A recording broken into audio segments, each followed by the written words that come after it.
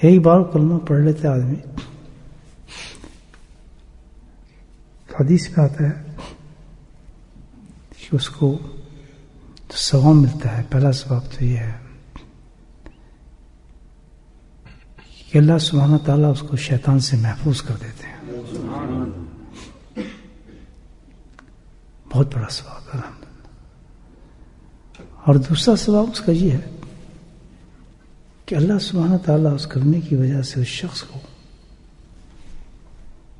حضرت اسماعیل کی نسل سے ایک غلام آزاد کرنے کا ثواب ہے. کتنا بڑا ثواب ہوگا بندہ سے لگا. اور پڑھنا ایک دفعہ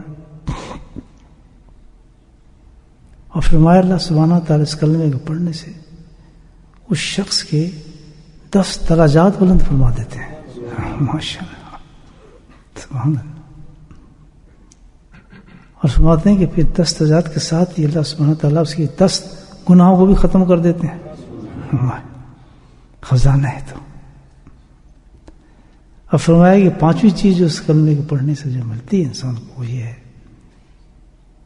کہ 10 نیکی اللہ تعالیٰ اپنی پسند سے اس کو عطا فرما دیتے ہیں.